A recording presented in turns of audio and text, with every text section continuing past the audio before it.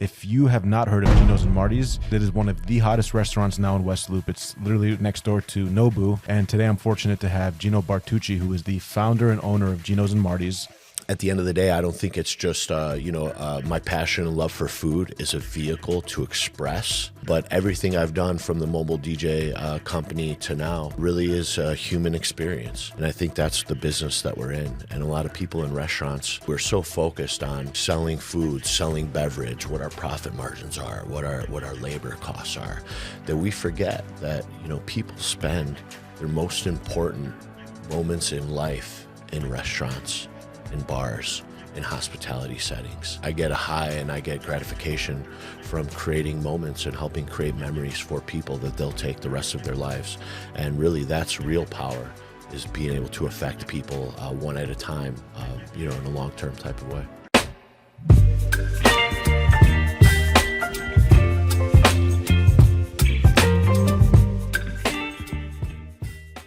How's it going, everybody? Welcome back to the More We Know podcast. My name is Mir, your host. The More We Know podcast is the world's mentorship platform where every single month we bring you on real-life mentors to provide you mentorship in your pocket. We've brought on people like the mayor of Miami, the founder of Reebok. I just finished up with the former CEO of Chipotle. And today I am so freaking excited because we are switching it up a little bit and going into the restaurant space. So I know a lot of my audience isn't even based in Chicago, but for the ones who are in Chicago, if you have not heard of Ginos and Martys, you will, because it is one of the hottest restaurants now in West Loop. It's literally next door to Nobu, and they are making splash. And in this industry, the restaurant business is one of the toughest businesses to do. And today I'm fortunate to have Gino Bartucci, who is the founder and owner of Ginos and Martys. And not only is that, but he is an operating partner in a new hotel called the Phoenix. He has another restaurant. Honestly, I don't even want to dive into it because I'm going to have him tell us what the heck he's up to. But Gino, thank you so much for being on and being our mentor today. Thank you for having me. Pleasure. So Gino, let's kick it off right away. This is like a live mentorship interactive experience. The audience knows you and I had no prep, so we're just shooting raw and unfiltered right into it. Which that's how it should be. I think that's how Italians like it, right? We like to be right to it. We live life off the cuff, and hey, in restaurants, you got to go with the flow, man. Yeah, absolutely. You got to be ready to pivot. So let's dive into it. I mean, obviously, people in Chicago know what Ginos and Martys is. It's literally one of the hottest restaurants. I mean, we're going to talk about all these celebrities that come in, like getting into the space. But beforehand, for people who don't know who you are, that are just tuning in, who is Gino? Tell us about your story coming up, getting into the restaurant space, your parents. Yeah. Gino, in the most simple way possible, is just an Italian-American Chicago kid. Everything that we're talking about, never had the plans to actually do it. Looking back as a kid, you don't really know what direction you're headed. I just knew how I grew up, and was trying to just be honest with myself. My family, super old school Italian immigrant family, literally grew up in restaurants. I remember when we didn't have babysitters, we would spend time in my dad's stores. We had an Italian deli growing up called Gino's Italian Imports. My dad opened that in 1979. Next door to that, we opened a company called Pasta Fresh, and we started giving wholesale pasta, fresh sauces. Started B2B distribution to a lot of Italian restaurants in the 80s, 90s.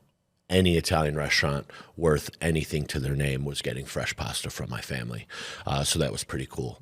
As a kid, I hated it. I would spend my summers literally making fresh mozzarella, stuffing sausage, making salami, slicing deli meat at the counter, helping customers to their cars, trying to help old ladies with their bags to the cars, get a $2 tip. And my first real job was I was about 12 years old, bussing tables in a restaurant my dad had, which is the current space of my first restaurant I opened, which is pretty cool, and it meant a lot to me. I was bussing tables at 12 years old, $2 an hour, 12-hour shifts. Yeah. Wow. Count $30, happy and proud of what I had, but.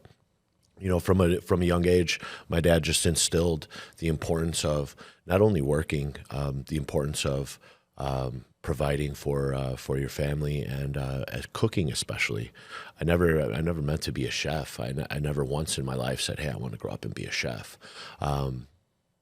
But at a very young age, my dad was like, "Hey, listen, and it might be pretty chauvinistic of him, but he said, one day you're going to grow up, you're going to marry someone, and she's not going to know how to cook. And that's like a super old school mentality for my dad. Sure. But that was something where I didn't appreciate it back then. And then fast forward so many years, I'm sitting here saying, okay, well, there's so much of my childhood that is lost throughout generations. Once that matriarch of your family dies in any ethnicity, Latino, Polish, anything in between, Italian especially, once that nun dies, the recipe dies with it, and it's not just following a recipe. It's the technique. It's the love of what's behind it, understanding why they do certain things. A little bit of extra water, kneading it with your hands as opposed to a machine, creates a different outlook. And, me, I grew up and food was... all that mattered was people around the table and what was on the table. And there's something really special about that in life that I think Americans kind of lost over the years. And that's something hopefully I'm trying to bring back. Yeah. And how important is it to keep that legacy on, right? Like launching restaurants and, keeping the family legacy going? Launching restaurants is cool and doing this stuff and, hearing you talk about, the hot restaurant in the city and all these celebrities coming out, that's awesome. And it's kind of surreal for me looking back. I always say when someone comes in, like, I act cool about it and it's no big deal, but 12-year-old Gino is looking at me like wigging out, like, what are you doing? Like, I can't believe we're here type of thing.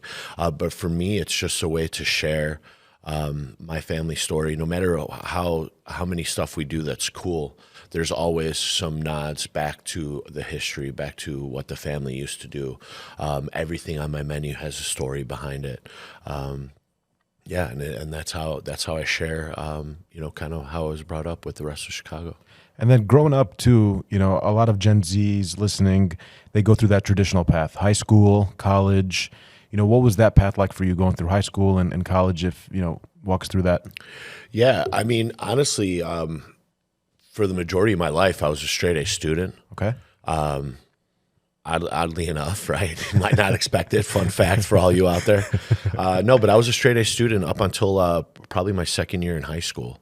My parents got a divorce. Started smoking weed, to be honest, and kind of did my own thing. But I realized that my brain was too active, my ambition was too active, and it wasn't really celebrated in a school atmosphere. And I hated that. Freshman year of high school, I wanted to go to Stanford. I wanted to go Ivy League. I had pretty serious scholastic aspirations. And then by sophomore year of high school, I was kind of just like, fuck this. Why do I need it? It doesn't make any sense. I'm learning from people that haven't done anything in your life, and I started taking an approach like that. Fast forward now, 10 plus years later, I've spent a lot of time with mentorship programs in high schools. I'm currently on the board for a group called incubator.edu, and we focus in St. Pat's High School. I was failing my second half of high school, and I wasn't able to graduate, so I had to start taking summer school classes at St. Pat's High School. I went to Maine South in Park Ridge, but then I had to start taking summer school classes at St. Pat's just to make it through high school. And I realized that high school is not for everybody. The system is not built for everybody. College probably wasn't in store for me. Once I graduated high school, I started hitting the streets, and hit the ground running. Most of my friends that have college diplomas, bachelor's degrees, master's degrees are now coming to me for jobs. So I realize it's not, some people need it, and it's good. I'm not saying it's not a good thing. It teaches you a lot of knowledge. With YouTube and digital learning nowadays, can you learn all that stuff on your own? Yeah, 100%. I think you can. But I've realized it's not about what you know; it's how you apply what you know, and that's the difference. And a lot of the people that are like me, young entrepreneurs, I was getting in trouble in high school because grew up in an Italian community. There would be, at my dad's store, there'd be the old Italian guys pulling up the truck, and there'd be a bunch of things off the back of the truck, and then I would tell my dad, hey, buy these jackets, buy these gym shoes. And then I would be the kid at high school, walking in saying, hey, you want some leather jackets? You want some mini disc players? You want some, some Nike gym shoes? And I would be enterprising in school, and I would be getting in trouble for that. But I was constantly enterprising. I was constantly figuring out a way to make a buck. And I don't think that the current education system lends to kids like me, kids like us. So it was really important to me in my professional career, once I kind of made it, to go and help those kids that aren't on that trajectory. The entrepreneurship program at St. Pat's, the kids start the year, come up with a business idea, come up with a business plan, execute it. And then we do like a Shark Tank style investor kind of contest at the end of the year. And, we have a board of people asking them hard questions, and in some cases potentially investing their own money into some of their ideas. And that teaches the kids that, that there's a life out there that isn't, that you're not all what your degree says you are. And most of the times, whatever degree you get, chances are you're probably not using it. Yeah. How many times have you used calculus in your life? I've never used it once. Literally not once. I mean, once after you hit fractions and basic algebra, that's what you need in business, and then you move forward from that. Yeah. But no one's teaching you how to balance different insurance policies. No one's teaching you how to do your own taxes. No one's teaching you the legal ins and outs of zoning and city work and applying for permits. I mean, that's what we should be learning as kids. That's what we should be learning on how to utilize these things in the real world, and we're not. And it's kind of BS. 1,000%. And that's one of the reasons we have this mentorship platform, because it's this idea of giving real life mentorship and advice. Because a lot of the stuff, calculus and, all this, like you mentioned, even chemistry, like there's nothing that's teaching us how to do our taxes, how to navigate these insurance policies, how to deal with a lawsuit. Like if someone comes into your restaurant today, they get sick, right? God forbid. Sure. Like the stuff that comes with it, business is a war zone, and we're not equipped with the tools to fight that war. Yeah. And so, that's why I'm thankful that we can learn from you. So, from your perspective, what was the first business you launched, or restaurant, and how old were you when you did that? Oh, well, the first business I launched was actually, I was about 14 years old. Okay. And I begged my parents, and I talked them into spotting me. I remember it was $4,800 to buy a bunch of DJ equipment. And I kind of cornered the market on all the kids' birthdays, communions, baptisms, graduations in my little neighborhood, and I had a mobile DJ service. Wow. That was a way to get out there. That was a way to practice a level of hospitality that I didn't realize at the time, and bring people together. And I realized that doing something like that, and looking to where I'm at now, at the end of the day, I don't think it's just, my passion and love for food is a vehicle to express. But everything I've done from the mobile DJ company to now really is a human experience. And I think that's the business that we're in. And a lot of people in restaurants, we're so focused on selling food, selling beverage, what our profit margins are, what our labor costs are, that we forget that, people spend their most important moments in life in restaurants, in bars, in hospitality settings, at the parties I used to mobile DJ for, right? So really, I get a high and I get gratification from creating moments and helping create memories for people that they'll take the rest of their lives. And really, that's real power, is being able to affect people one at a time, in a long-term type of way. And it shows right now. Every time I come into your restaurant, I just see the ingratiating energy you have of welcoming everybody. It doesn't matter who they are or what they do. It's like everyone gets that personalized experience from you. And this is a world where you want to have those sort of personalized relationships. Yeah, yeah. Well, especially in in a hot neighborhood like Westwood Loop or Randolph Street, you'll almost never see the owner or the chef interacting, and it's like really old school for me, and that's how I was brought up. Even coming up with the name Gino and Martys, my partner Martin Parsley and I were sitting out on my patio at Bartucci, my first restaurant, old school Italian neighborhood, and there's a bunch of like old guys sitting out there. And we were coming up with all these creative, names and ideas of what we might name the place. And then, one of these old Italian guys is just like, hey, if you believe in something, you put your name on it. And we're like, okay, we'll put our name on it. So, Ginos, yeah, that works in an Italian spot. And then we're like, Martins, and they're like, no, call him Marty. It's going to be Gino and Martys. Marty's got more street credit than Martin. And we're like, okay, cool. So then here we are, Gino and Martys, because if you do believe in something, you put your name on it. And in that old school type of mentality means a lot to me, even though it's emotionally exhausting. Yeah. Every single night, I make sure to touch almost every single table in my restaurant.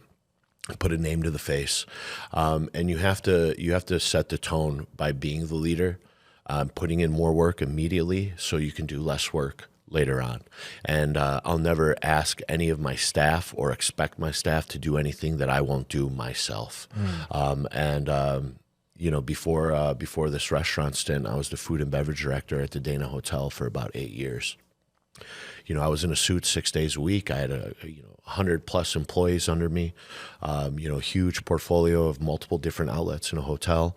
But no matter if I was the top person in charge of the hotel at the time or not, I would be the first person a piece of glass breaks on the ground. I'm the first person to grab a broom and a dustpan and clean that up to set the tone that if I can do it and if I can do it fast, then you should be able to do it. And I think that's really what a true leader should be doing. Yeah. And I think that goes back to, you and I both know, shout out to Drew Valentine. He's a good friend, and he comes to you. Drew. Yeah, Drew is, and we talk about culture, and it's still in this culture, and they do that at Loyola. And I think what you're mentioning, it shows the culture, because even at your restaurant, and I'm not even saying this because we're on the podcast, you can tell from every employee there the inclusivity of this culture of getting everyone involved and feeling like you want to be there. Because the amount of times, it's so hard to differentiate yourself in this space, right? There's so many restaurants that come into Chicago every year. What about the fact that a lot of those end up closing within 12, 16, 36 months? Yeah, I think statistically 90% of restaurants that open up are either financially failing on their books or closed by their second year. Think about that, 90%. That is staggering. And that was a stat previous to COVID. It's even harder after. Oh my gosh, yeah. Think about it. Like 9 out of 10 of us, 9 out of 10 of you that will ever open a restaurant, it will not work out. That's crazy. Yeah. We're insane to do what we do. You have to love it. And sometimes when the money's not there or you're stressed out, and you're lost sometimes, I find I confide in having that experience with my guests, and keeping that energy and touching the tables, because no matter what's going on in my life, no matter what's going on in any of my staff's life, you're coming to the restaurant to enjoy yourself, and I feed off that energy. And that's a good reminder of the why behind what we do. And I think a lot of people as entrepreneurs, no matter what industry you're in, you get so wrapped up into like the daily hustle. And, we're constantly surviving, right? You're treading water like crazy, just trying to keep your head afloat. And it's so easy to get distracted against the why you do it. And sometimes those people, those customers remind me of the why, and that keeps you grounded, and it keeps you motivated to keep going. Yeah, and I'm glad you mentioned that why, because as a founder, you have to directionally be crazy, because you're going against, the Insane. statistics. Like, you have to literally be insane to do it. And you look at all of them. Steve Jobs, everyone that's built anything great has had to be insane. So let's dive into that then. Like, sure. Obviously, you have your first restaurant, but you mentioned something. You were the food and beverage director for the what hotel was it? I was the Dana Hotel and Spa. Okay. It was on State and Erie Street, River North. Okay, you did that for 8 years? About 8 years, yeah. Started off as a GM of the rooftop Vertigo Sky Lounge. Worked my way up as probably one of the youngest food and beverage directors in the city. At the time, I was probably the youngest by at least 10 years compared to other top hotels. Okay, so talk about, and you were doing that while you still had the Bartucci restaurant as well? So I was doing that before I opened Bartucci. Yeah. And then my last couple years, I decided, next door to my family's pasta shop, we had an open storefront. There was another restaurant in there that was failing, of course, and owed my dad a pretty decent amount of money. Yeah. So I went in there and I said, hey, listen, it was a small, I fit 24 seats in the entire restaurant. And I said, let me do this as a passion project, kind of go back to my roots, help my family out, give a little modern kind of injection of life into the old family property. And the first couple years we were open was extremely difficult. I didn't have any partners. There's no funding partners, really not too much help. I would take my full paychecks from the Dana, dump them into Bartucci, and it was super hard the first couple of years. A busy night would be maybe filling all the seats once. Wow. And at 24 seats, you're not making any money, especially in an old school Italian neighborhood. I'm not charging the prices I am in West Loop. So I was literally working 80 hours a week at the hotel, and then leaving the hotel to work 40 after 80 hours at the hotel, and then I would work about 40 hours a week at the restaurant. And literally I had my servers helping me out with construction. I was painting the walls. I designed it off Pinterest. I literally had no money, no help. You're just really, you have to believe in something, and if you're going to do it, I had to do it the hard way.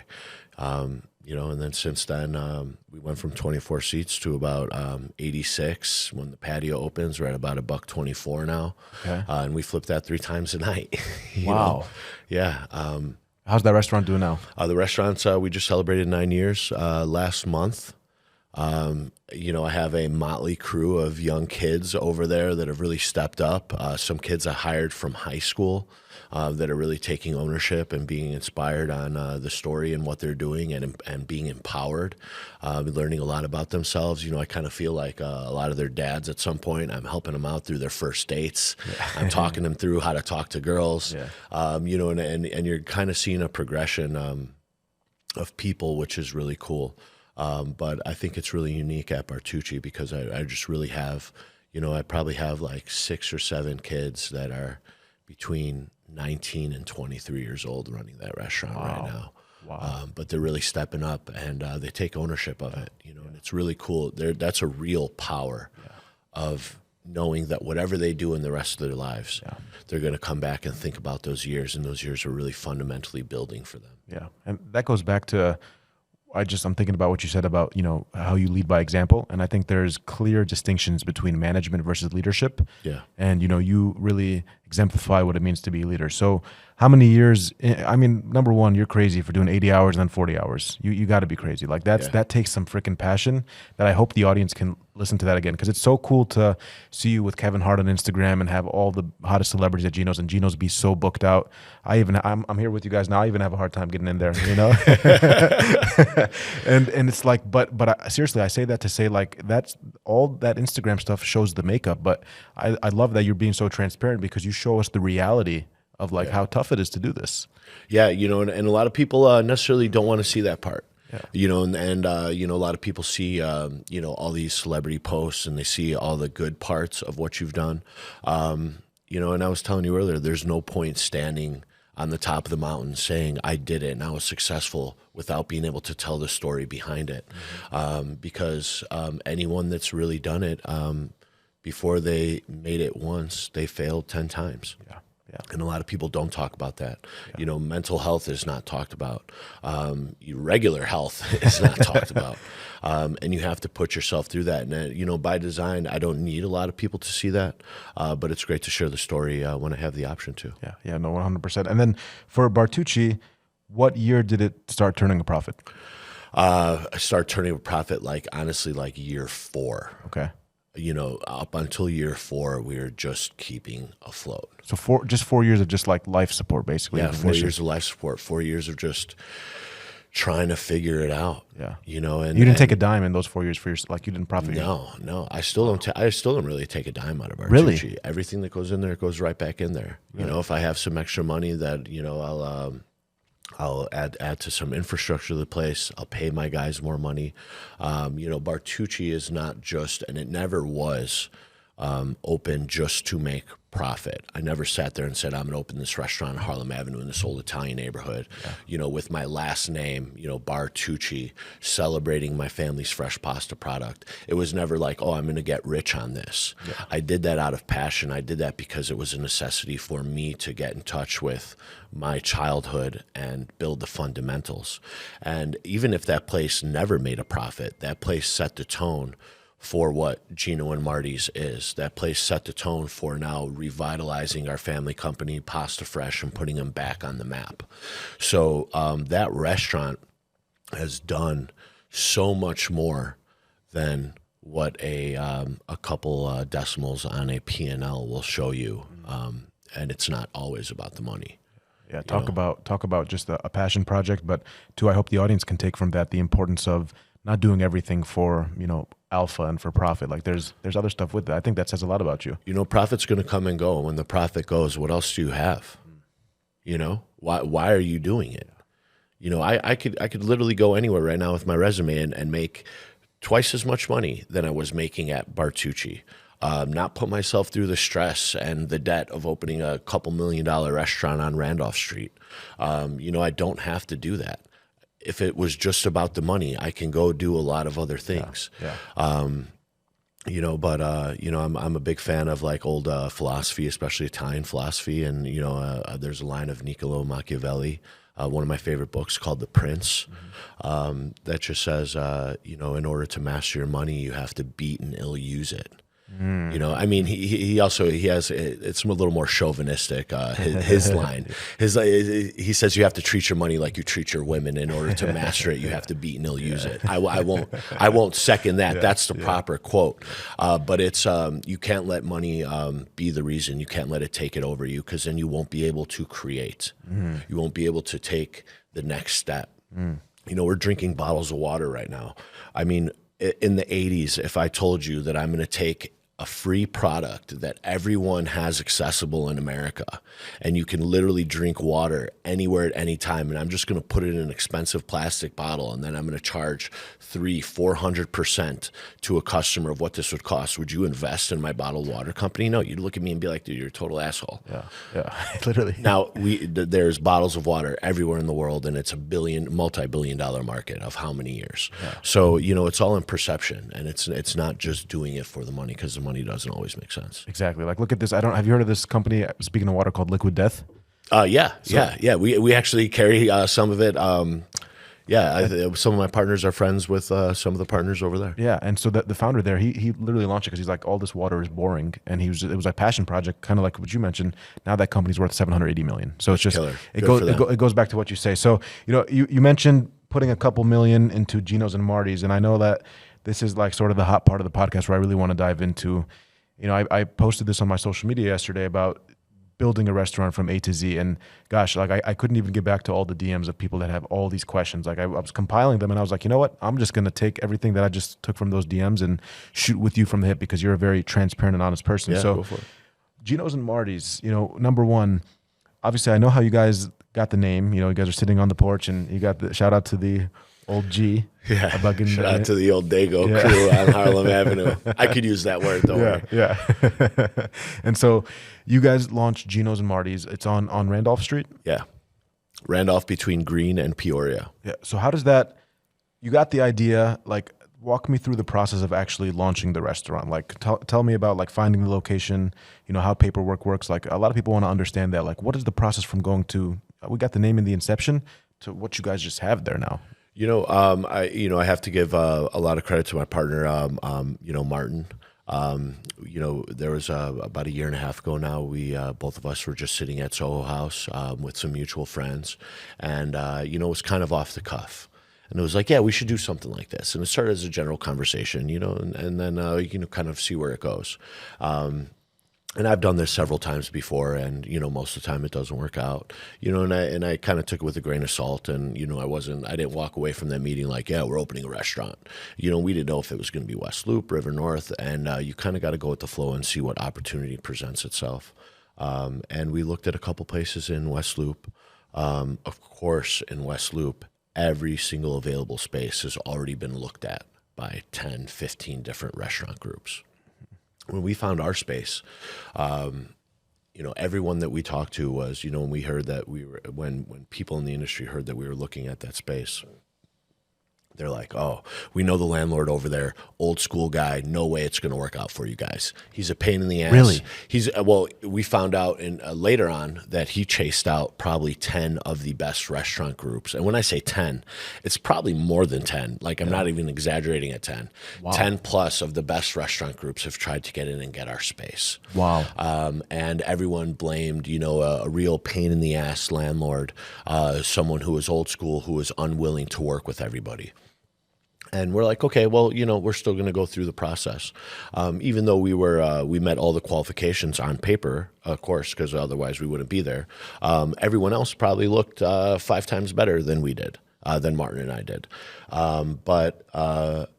Once I remember right when the landlord came up, he was in an old school kind of Blackhawks jacket from the 80s. He had a little Italian flag patch on his Blackhawks jacket. We had a bunch of guys in suits, big shot brokers, and everyone's out there trying to make a buck, and we're talking about a big money deal. And there was a point where Martin and I was like, yo, just get everybody out of this room. Like, and I kind of looked at the brokers and everything, and I said, in order to get this deal done, everybody in a suit leave. Like, let me talk to this guy. This guy is an old school Chicago guy. We are cut from the same cloth, and let me be real with him. And for him, it was just, he grew up in that building. That's his family's building. It's a landmark building. His family's been on the block from well before the meatpacking days. Wow. And he doesn't want some big shots coming in with millions of dollars saying, this is what I'm going to do with your building because I'm spending millions of dollars. Instead, he was like, okay, these are some young kids that appreciate this opportunity. These are some young guys that I can get behind and be part of their story. And that really meant a lot to me. And after our first kind of walkthrough, 2 days later, he's at my family property. I'm sharing him, the story and the sentimental value of my family's property. If someone came in and offered us twice what the property's worth, my dad probably still wouldn't sell it because of that sentimental value. And a lot of people don't understand that. Well, look at the comparable real estate in the area. I'm not going to offer you a penny over this. Well, good for you and your business strategy. But F you, keep walking, because there's a certain emotion that's attached to this property. And I think that Martin and I were able to captivate that with our landlord. And then upon signing the lease, anybody in the restaurant industry is like, how the hell did these two kids get this space? Wow. Yeah. Because honestly, we probably shouldn't have. But it was the right time, the right people. I've tried to push so many other deals in the past that might have looked better on paper, but then didn't work out at the end. And it's just like a relationship, right? Like, if you go out to the bar and you're like, I need to find a girl tonight and I'm going to take a girl on a date, it's probably not going to work out. It's when you're not looking for love that love comes and hits you and blindsides you, and then changes your aspect. And that's the same thing I've learned, with business after trying to force so many things and being almost too aggressive and too ambitious. After you've taken some L's and you learn your lessons and failures over time, you realize things have to happen naturally. It has to happen for a reason. It has to progress in a certain way that is natural.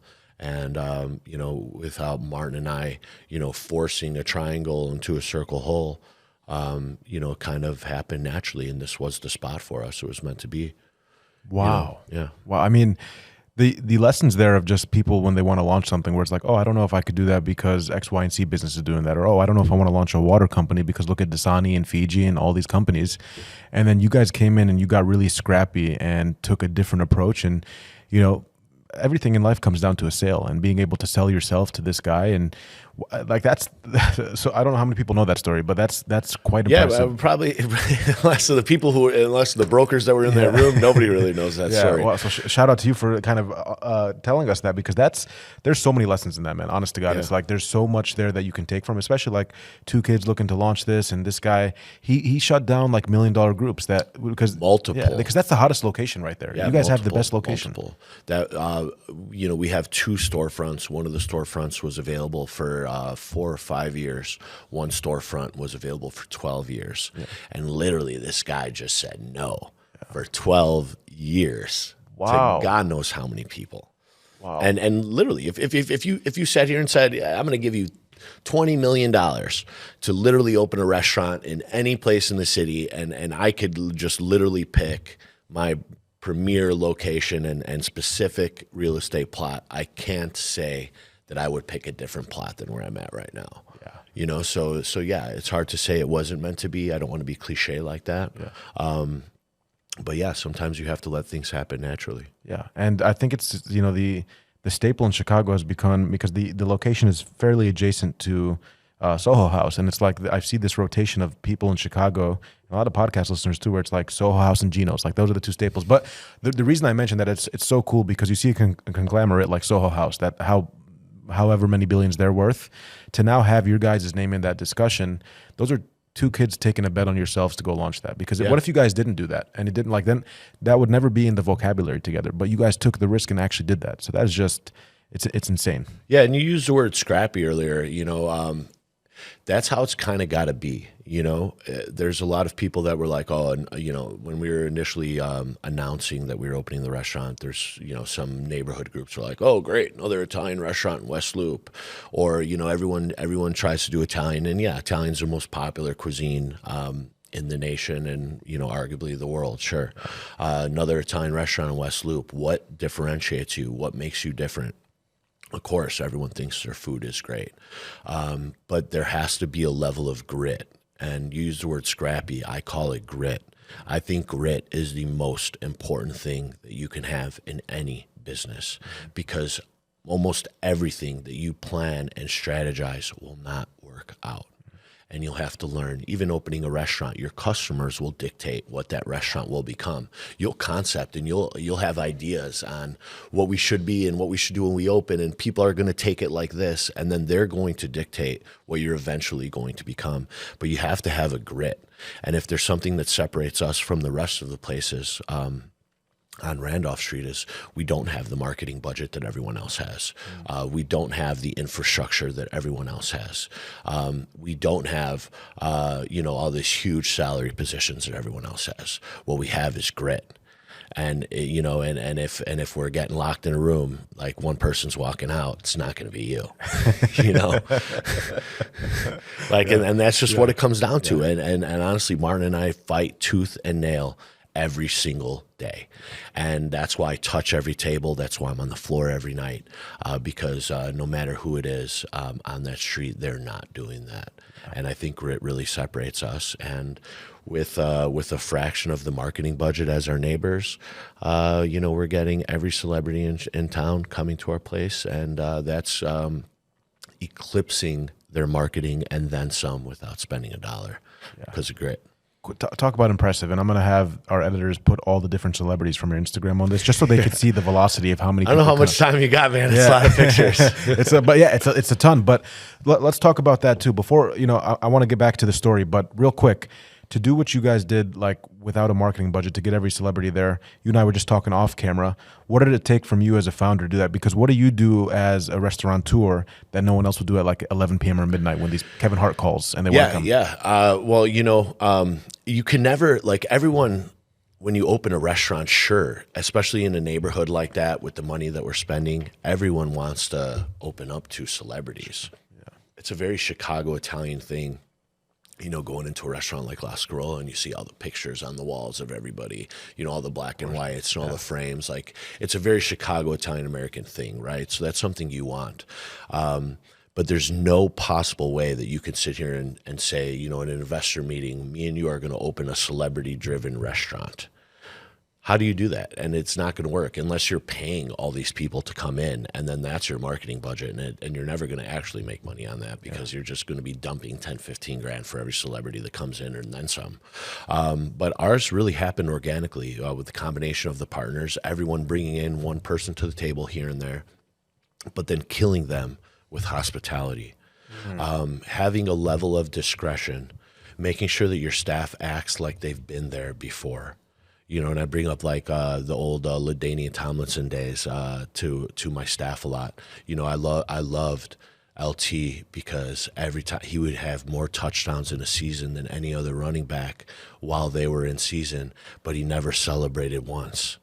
You know, I don't know if you realize that or you're a football fan, but every time LT hit a touchdown, he didn't dance because he's been there before. That's what he does. He's expected to do that. Why celebrate?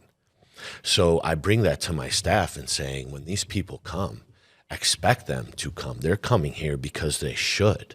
We treat them like family. We will accommodate them like we accommodate our family and ourselves. We're going to make them great food. We're going to show them a great time. And, you know, I really go above and beyond for these guys because of it. I think they feel comfortable in our establishment. And, you know, I really go out of my way for them. You know, for instance, a couple weeks ago, I had the captain of the Blackhawks send me a text. They just finished the game, and they're like, "Hey, chef, you know, we're hungry. I'm gonna send my goalie and a couple players over there. Kitchen open." It was like midnight, you know, 11:45. Kitchen's not open. You know, it was like a Wednesday or Thursday. Kitchen's not open. I cut my staff. We're all cleaned up. There's a couple people drinking at the bar. Sure, it's a weeknight. How many other people on the block or in the city will say, you know what? I got you covered. I put on an apron. You know, I hit up my girl and I said, I'm coming home late. I gotta cook. You know, obviously I've already been working 12 hours. I don't want to do that. I don't need to do that. But there's a level of stepping up and giving an unreasonable expectation of hospitality to people. So I said, yeah, no problem. Come in. I open the kitchen myself. I cook myself 5 courses for 6 people. There till 1:30 cooking. But I created a memory for them. I created a moment for them. I did something for them that not everyone else is ready to do. And I think that communicates to future business, you know, getting them to come back, making them feel like they're part of something. And they're getting treated like the VIP that they should feel like, you know. So I think that's the difference, is that extra step. And I know you basically defined it there, but what does unreasonable hospitality mean to you? You know, I've been using that term a lot recently. A friend of mine, Will Guadara, who had the #1 restaurant in the world, 11 Madison Park, who I was able to meet through another friend and mentor, Kevin Bain with Boca Group, came out with a book called Unreasonable Hospitality. And it was something that I've been practicing since I was a little kid, that my dad would show me, that I never even realized or put a name to the term until he came out with this book. And I said, yeah, holy shit, that does make a lot of sense. But he came out with a book called Unreasonable Hospitality, and it's really just coming out with above and beyond expectations of what people think, and showing them things that are above and beyond and different. And you know, I remember back to, like, you know, my hotel days, you know, and an example of unreasonable hospitality. You know, I had the CEO of World Hotels, which is a conglomerate that the boutique hotel, the Dana, was part of, you know, like a parent organization. And we had a lady staying from World Hotels, and we were trying to accommodate her real nice. I was up in the lounge with her, and she loved the DJ. She said, I would love to work out to this music. And I said, yeah, DJ is great. So then immediately when she said she would love to work, she wished to hire this DJ to personally play for her while she worked out. Now, that's not realistic.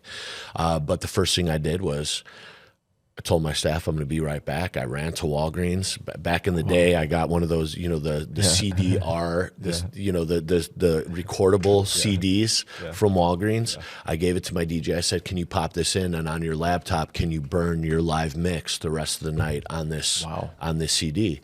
And she said, yeah, of course. So then, you know, by the time that lady woke up in her hotel room, room service or housekeeping left a nice little note. Enjoy your workout from Gino, with the live mix from that DJ burned on a CD for her to take home. And that resonated with her. Like, she still hits me up about it, you know, years after the fact. Like, that's a level of unreasonable hospitality, and finding out how to give people above and beyond of what they expect. And I think that's what makes us great at what we do. Yeah, and I think for the founders and entrepreneurs and business leaders that are listening into this podcast, that's the level you need to go to, you know, to really retain lifetime value of those customers, and to grow and differentiate yourself like you guys have. Okay, so, you know, let's you guys get the restaurant, you figure out the lease. That was a whole masterclass on this idea of polite persistence and connecting and empathy. What's next in the restaurant process, Gino and Martys? As far as like the financials of launching it. Yeah, let's dive into what you want to share about the financials of launching a restaurant. Yeah, so you have to take somewhat of your previous experience into consideration. You have to look at a lot of if you can get your hands on any P&L, which are your profit and loss sheets of neighboring restaurants. How do you get your hands on those? A lot of it's just connections, and doing it for as long as we have.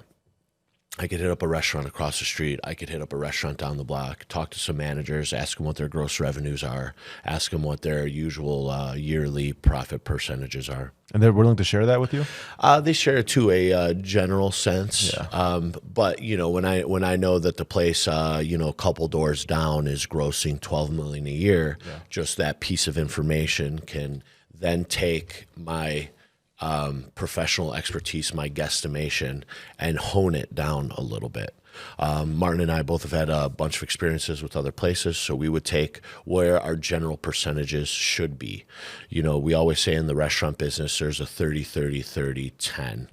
That's minimally how you want to keep things. Your fixed expenses need to be 30% or under. Your labor needs to be 30% or under. Your food costs, food and beverage costs need to be 30% or under. And that leaves about 10 points for yourself for profit. Now, good operators shave those 30% down, and you could be able to take that 10 from 15 to 20, 22, 25 if you're good. But those are the basic kind of standard operating and creating a P&L. So, we did our best to create a P&L. We figured out, after looking at a couple different general contracting companies, what amount of money it would take to do what we wanted to do.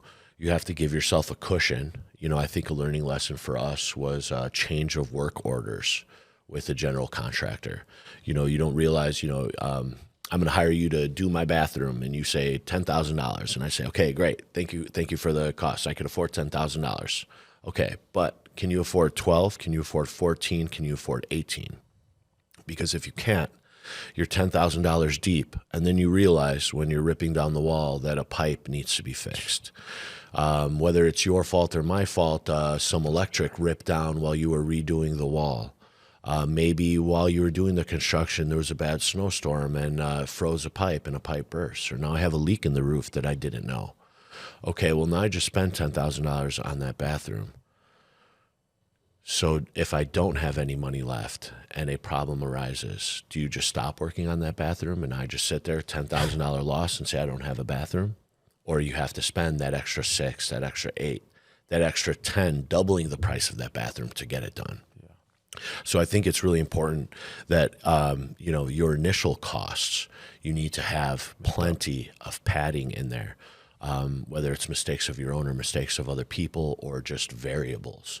There's so many things that happen in the restaurant business that you don't expect. I can't tell you how many times at Bartucci, I'd be cooking in the kitchen, and then one of my servers would run in and be like, Gino, there's water shooting out of everywhere in the bathroom, and literally the middle of dinner service, like a toilet came off the floor and is shooting water to the ceiling, and I'm like in an apron, and now I got like gloves on, I'm knee deep, I'm soaked in water, trying to stop. I didn't expect that to happen. If you don't have a little bit of reserve capital to fix that, it'll literally put you underwater, literally. And even in Gino and Martys, there was the first couple weeks we were opening where, all of a sudden, I noticed I wasn't getting enough plates coming up from the dish pit in the basement. And I'm like, where's the plates? Where's the plates? And then, they're just yelling at me, Chef, I can't wash the plates. And I'm sitting there saying, why can't you wash the plates? And yelling at everybody. Well, then I go downstairs and there's like a foot of water downstairs. Oh my gosh. And you don't expect it. And, an old 100-year pipe backed up in the middle of dinner service. How do you plan for that? That wasn't in my GC plans. We paid for that basement to be fully done. And then all of a sudden now it's an extra $10,000, $20,000, $30,000 expense that you didn't expect. Jeez. So you have to create some padding, and you have to plan for literally every scenario. I would say in opening a restaurant, other than your cost that you can do your best to forecast, you should have about 30% of that. I think in the restaurant business, you say about 3 months of runway. 3 months. If you didn't make $1, you have to be able to spend all of your labor, all of your lights, your fixed, your rents and everything. You have to cover all expenses for 3 months. If you don't have that around, it's going to be really difficult for you.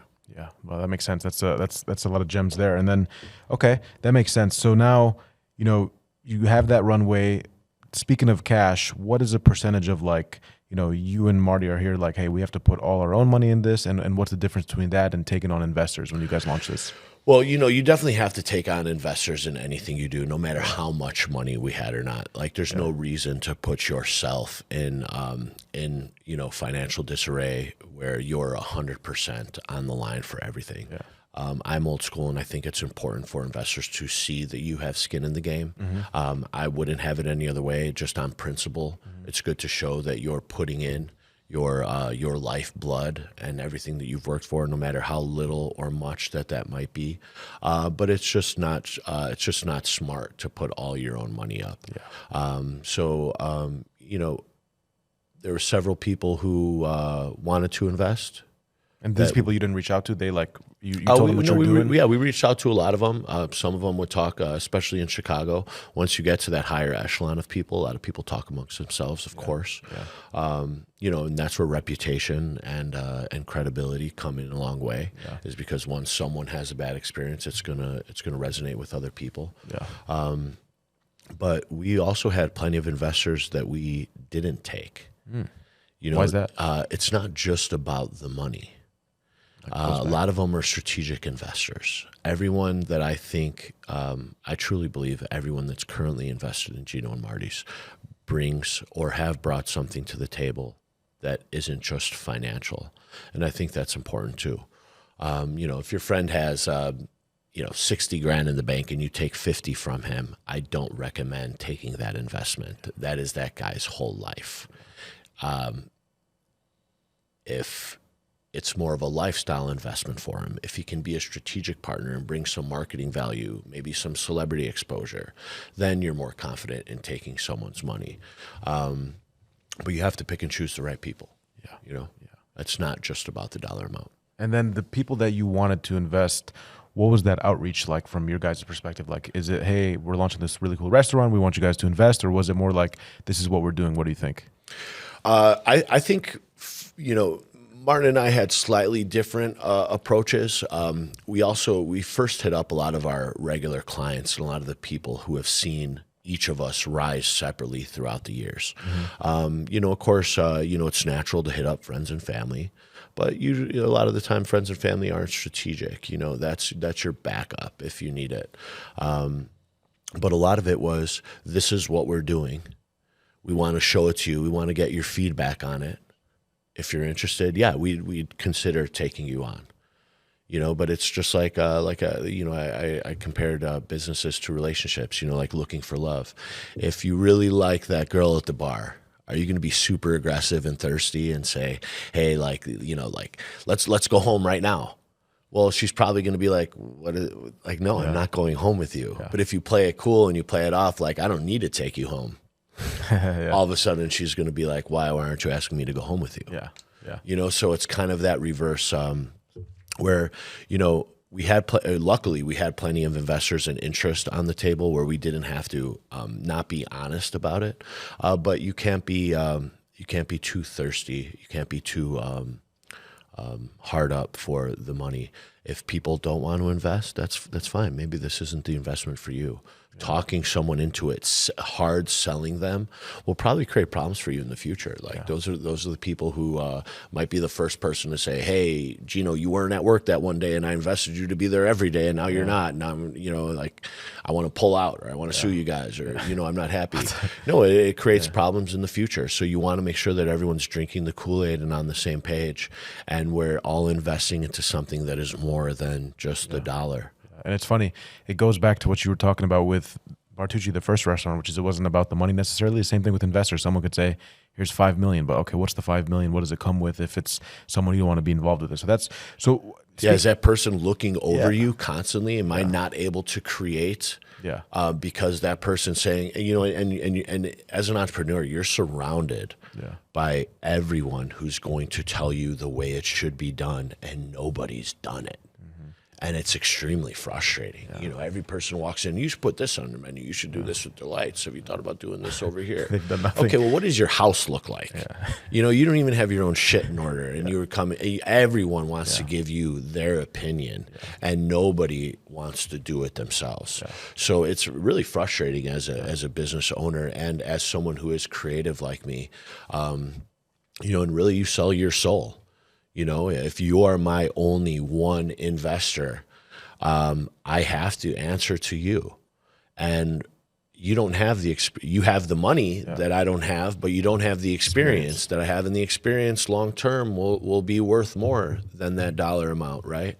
So, we're both doing a disfavor by having you micromanage everything and you be and you second guessing everything when that's not what you're supposed to do anyway. Sometimes you got to let people fly, and that's the problem. And taking all the money from one person sometimes. That's key. And now talk about financials.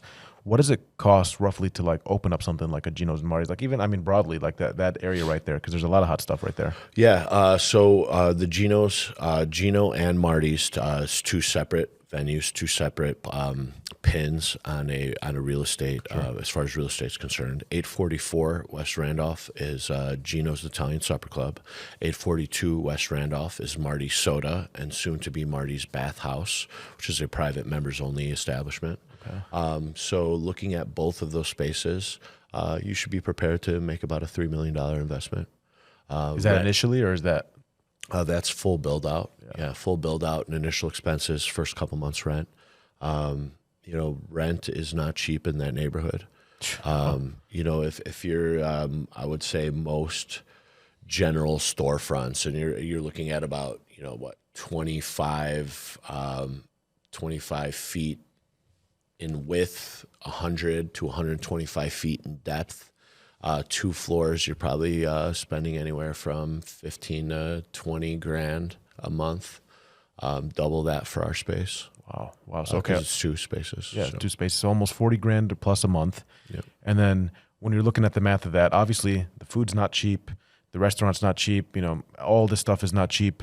What do you need to do from like a customer perspective and from a bar perspective to like break even? And if so, does it come more from like the bar side or the restaurant?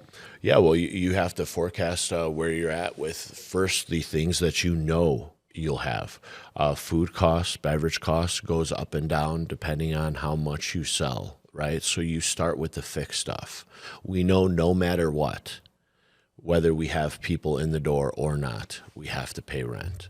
No matter what, people in the door or not, you have to pay for lights, gas, insurance, workers' compensation, legal, all that stuff, right? And you figure out, let's say that's 50 grand, 60 grand a month. Total for all that. Okay. So that's just your fixed. So just to be under 30% of that, you have to, let's say it's 50 grand. You have to make 150 grand for that 50 grand to be 30%, or even though it's like 33%, but you have to make 150 grand just to make that line item 30% or under. Wow. So that's, you have to kind of do the backwards math. If your sales are $1 million a month,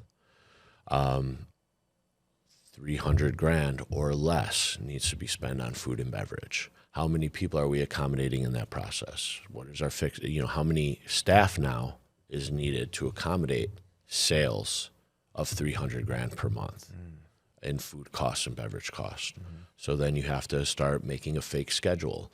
What are we going to pay people per hour? And you have to start assuming, it's a lot of it is educated guess. And then your first couple months that you're actually operating business, you can then take some real numbers, compare it to what you thought your forecast would be, and then adjust it for your first quarterly investor meeting to where you say we're on target, we're not on target, and these are some things we've changed or not. Okay, yeah, that's actually really helpful to think about that. And it goes the 30% utilization concept is key there. You really know your numbers with that. And now was there any? You guys have been open for a bit now. Clearly, you guys are packed. It's hard to get a reservation for a lot of people. So I think we just got we had a write up saying that we're the hardest restaurant, the hardest reservation to get in the city of Chicago. Really? How far are you guys booked out now? Like if someone went on open table, I had a friend. who was on Open Table like 2 nights ago, and he said between 6 o'clock and 10 o'clock, the first availability was in May. In May. Yeah, and it's We're in February now. We're like first couple days in February right now. Yeah. So prime time Friday, Saturday nights, we're booked out several months in advance. You could still sneak in some tables on a Sunday, Wednesday, depending on cancellations, or if you're eating dinner at 5:30 or you want to eat dinner at 9:30, 10:30. And we always save a couple tables, for guys like you. Amen. So that's insane though, because you guys had to build that out and to see how booked it is. Because dude, it's so hard to do that. And doing it organically. Yeah, organically too. You guys don't have the marketing budget of these large groups. Well, I say in almost all of my pre-chefs, and sometimes it's kind of like a cult-like chant. Yeah. Where I have certain things that I address to my staff that are organized replies, and one of them is I always remind them, what is your goal here? Yeah. And their goal above everything else is making sure guests want to return. Martin, myself, our partners, we have a great team from my chef de cuisine to some of our managers and hosts. I have a great team of people around me. We'll do our jobs to get everyone in there once. Whether it's the elite of the city, whether it's socialites, whether it's beautiful girls, whether it's celebrities, we will get everyone in there once. That's our jobs. It's on everyone else's job to make sure that they want to return. That is the secret in hospitality, is return business. And I say hospitality because that's what I know. I can confidently say any entrepreneur in any business you're doing, any asshole can get lucky and get an immediate sale. Blind squirrel can find a nut once. Yeah. It's about return clientele. And statistically in restaurants, I read this was a study I read before COVID. I can only imagine it's gotten harder post-COVID. But if somebody comes into your restaurant once, in a restaurant, a bar, they have a perfect 5-star experience, the likelihood statistically that they're going to return is around 33%. Okay. The second time they come in, they have a second 5-star experience. Everything is perfect. They love everything, the food, the service, decor, the ambiance. That goes up from 33% to about 36, 37%.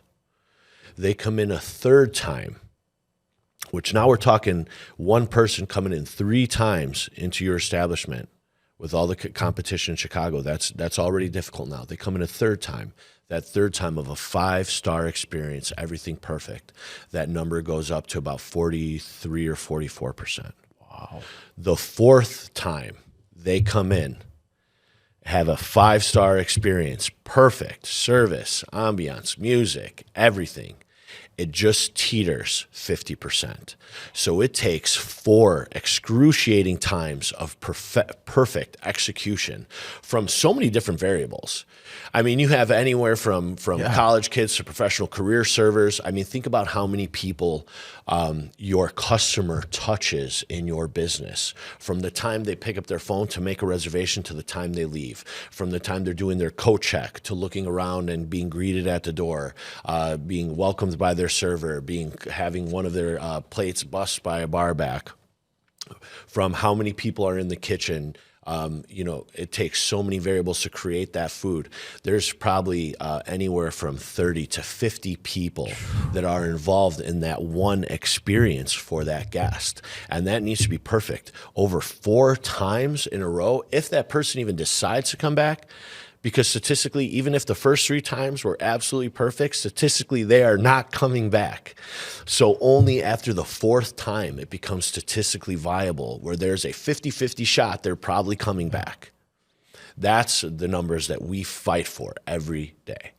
Wow. A lot of people don't realize that in the restaurant business. Wow. So I didn't know you were, crazy, right? Yeah, it's mind-boggling. Yeah, like I'm trying to take that in. I mean, I didn't know you were not only a chef but a CFO as well, because you know your stuff with the numbers. Yeah, I mean, I hate numbers though. Yeah, and to be honest, yeah. like you have to be, and I am, because I mean, obviously I have enough intelligence for it, and that is a necessity of the business. Yeah. But that also takes away from why I do what I do in this business. Yeah. And at the end of the day, I want to create experiences. I'm a very creative type, and luckily I have a great partner who's more focused on a lot of the finances administration. Yeah, which you're really good at too. And I think you're showing that it's become a staple in Chicago. It's been written about everywhere. Every celebrity wants to come.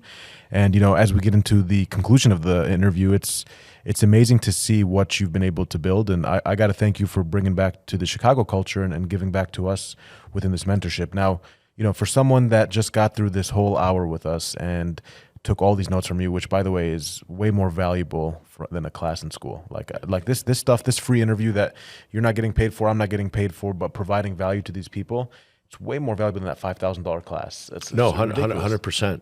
And nothing is more valuable than getting out and doing it. Mm-hmm. Go out and fail. People are afraid to fail. Just go do it. Yeah. You will learn so much about your business. You'll learn so much about the people around you. And you're going to learn so much about yourself through failure. You're going to see what you're made of. You're going to see if this is what you're meant to do. Yeah. You know, being the person you are genuinely, and then becoming the person you're meant to be.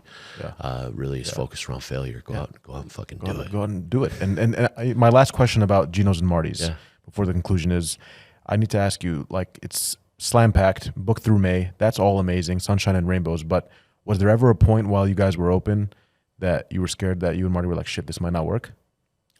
You know, honestly, I have that fear every single day of my life. I mean, I wake up in the morning and I'm agitated. You know, I feel like no matter what time I go to bed or no matter what time I wake up early, no matter if I think I'm getting a head start, you know, that first grab to my phone is just nervous for me. I don't know what problems are going to happen. Problems happen overnight. They happen constantly in the restaurant business. There's so many variables. You know, it's wild to see everyone congratulating you and everyone seeing all these celebrities and, you know, celebrity chef and the place is booked out. To me, I don't even think we've hit the iceberg. You know, I treat every day like I'm starving. I treat every day like someone's going to take everything away from me tomorrow. Maybe it's a blessing, maybe it's a curse, but I think in your formative years that's important. So to answer your question, yeah. I mean, to say the least, man. You know, it's get rich or die trying every day. Yeah. Look, you got to. I mean, you get comfortable, you end up failing. Look at BlackBerry; they were the biggest and best. Apple came. Like, you have to. I love that. So I hope the audience can take something away from that. That even despite how popular Ginos and Martys is, and having all this glamour and fame, Gino's telling you the raw and uncut version, which is like, it's still not sweet. Like, it's still every day. There's someone working out there that's hopefully they're gonna try to take away from you and take away from your market share in business. Yeah. So thanks for reminding us that it's important to like never really settle, and that's in your relationships, your lives, or anything. Yeah, absolutely, man. Yeah, and you never know. You know, there's like an old Italian saying like that. You know, and to say it in English, like, you're surrounded by assassins. Yeah. Even people around you, you know, even your mom, she means the best for you. She wants the best for you, but your mom can say the wrong thing to someone that can then turn into something else and then negatively affect you. Your mom was an assassin without even realizing it. You know, so you really see who around you is there for it or not, and you never know who it is at the right time, and you just have to make sure that you're not your own assassin and you're doing whatever you can to succeed, man. Yeah. You know, it's a crapshoot, but That's powerful, man. Well, thanks for all you do. Now tell people after this interview where they can find you on social media, where they can find Gino and Martys on social and the restaurant. And then after, you got to tell us the raw take of, I'm going to Gino. Let's say I'm a listener. I'm going to Gino's for the first time. Hopefully I'm not waiting 6 months. And what do I have to get from the chef himself? What do I have to get from the appetizers, main course, and then dessert? You know, I wouldn't put anything on my menu that you shouldn't get, and that's the proper answer. You could try everything on the menu, but really, other than enjoying the food, when you come to Gino and Martys, you should have a great time. That is what Italian food is about. I don't like a pretentious atmosphere. Being Italian, enjoying Italian food is vibrant. We're loud. We're sometimes offensive. We're fun people. We're passionate people. And that's the type of experience that you can expect when you come into Gino and Martys. Gino and Martys at Gino and Martys spelled out. My first restaurant at Bartucci, Chicago, and myself at Gino Bartucci. And I will put all of what he just said in the descriptions so you guys don't have to memorize it. But That is Gino from Ginos and Martys, which is the hottest restaurant in Chicago right now. Gino, thanks for being our mentor today and teaching us about the reality of building a restaurant, the ugliness of building a restaurant. Thank you. And of course, we talk about the negatives and failures, but I'm sure you feel amazing. This is amazing, right? You're happy. Yeah, you know, it's amazing to get reminded Yes. on the why. Yes. So thank you for reminding me of that today. Well, thank you, Gino. Yeah, Appreciate you, absolutely, brother. brother. Appreciate you. Thanks, guys. We'll see you on the next episode.